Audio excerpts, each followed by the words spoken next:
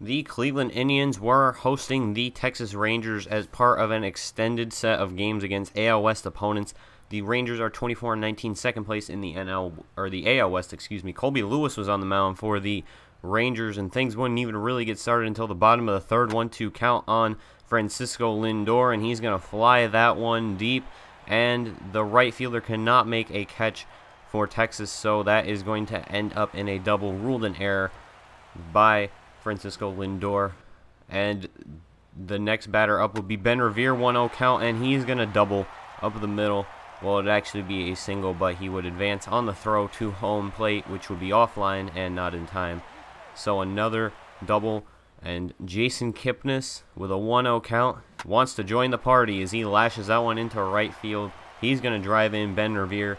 The Indians score 2 in the third inning, and they have a 2-0 lead over the Texas Rangers early on in the game. Things would continue in the fourth when Stephen Piscotty would come up with bases loaded, 1-0 count, no outs, and he lashes one into right field. 1 run scores, another's coming around. A third is going to be held up at third base as the relay play was very well timed for the Indians, or the Texas Rangers, but Francisco Lindor would fly one to left field. That's going to bring home another, and the Indians tack on 3 more in this inning, and now they have a 5-0 lead as Stephen Piscotty tried to advance and got tagged out. And in the bottom of the fifth, it would be much of the same as another run comes home here. Jason Kipnis to right field and over the wall. 6-0 Indians after that solo shot by Jason Kipnis, his 6th of the year. And so Nick Tepesh, the man who was not allowed a earned run yet on the season, would come in for the Texas Rangers. Runners on the corners for Giovanni Urshela, and he wants to join the party. He singles that one back up the middle. 7-0 game now. And there will be runners on first and second for Stephen Piscotty. His big day continues. He's going to double home one. Another run is going to try and come around. Let's see if the Rangers can make a play. The relay throw is on time, and the runner is toast at the plate.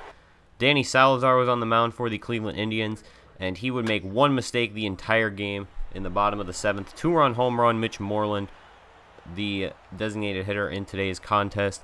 And that was pretty much the only mistake that Danny Salazar would make the entire afternoon. He had a strikeout pitch working early on. 1-2 count in the first inning. Strikeout number 1. He would keep going through the 5th. Juan Uribe sits down right there. As you can see the pattern, as we are now in the 6th, and he gets another. And he would continue to get these all game as another batter sits down on that nasty slider.